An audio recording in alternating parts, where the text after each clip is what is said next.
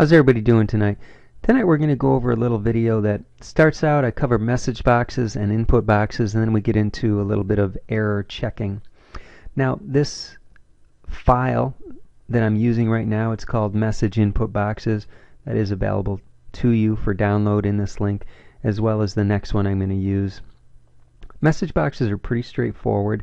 You have a very simple version, and then you can add a lot of options if you choose to. I'm going to show you the most simple version first. If I double click on my button, I see my code.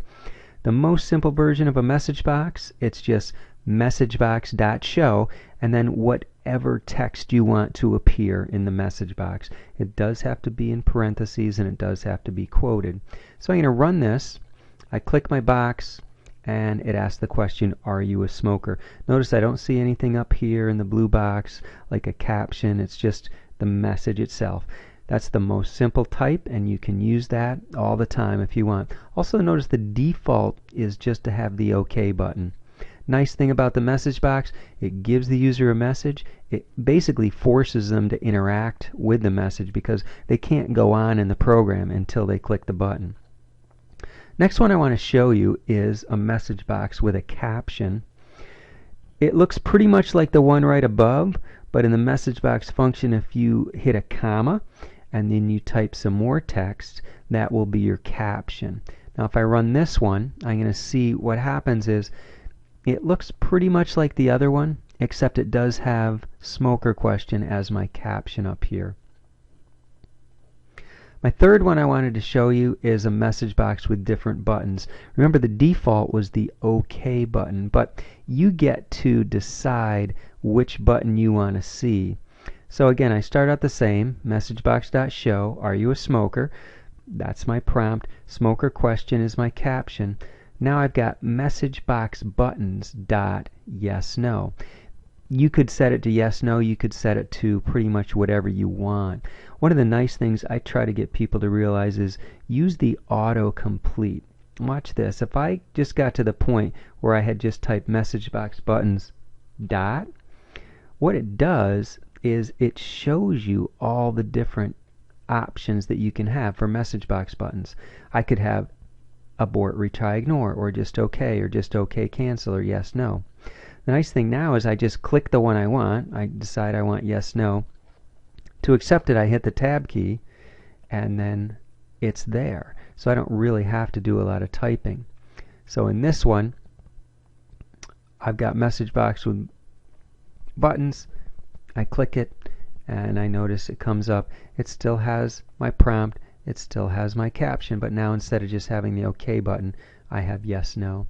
The other thing you can do as a programmer, if you decide to, with the yes no buttons or any combination of buttons, you can write some code that determines which button was clicked. In this case, I hit the yes button, so it put you should quit. If I hit the no button, it says good. The way I did this is I've got a little code underneath here. I use a variable int which button, which I defined above. It's just an integer variable, and I said if int which button equals Windows Forms dot dialog result dot yes, meaning they click the yes button, then I want you to do this. Else, just do this. The next one I wanted to go over is a message box with icons, and again, it's just if you want to get the thing a little bit more to your liking. So I've got are you a smoker? I've got my smoker question, which is my caption, my message box buttons yes no, and then I've got message box icon. I've got the hand here, so that's one of the icons I can have. If I click it and I run this, it says are you a smoker? Yes. So if I wanted to, I could change that. So instead of the hand, if I do a dot, maybe a question mark, I say that's the one I want.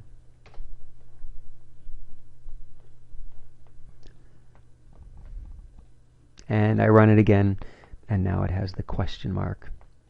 The next thing I wanted to talk about, it's a lot like message boxes, but it's an input box. The message box is great, but it just allows you a way to put a message up on the screen for the user.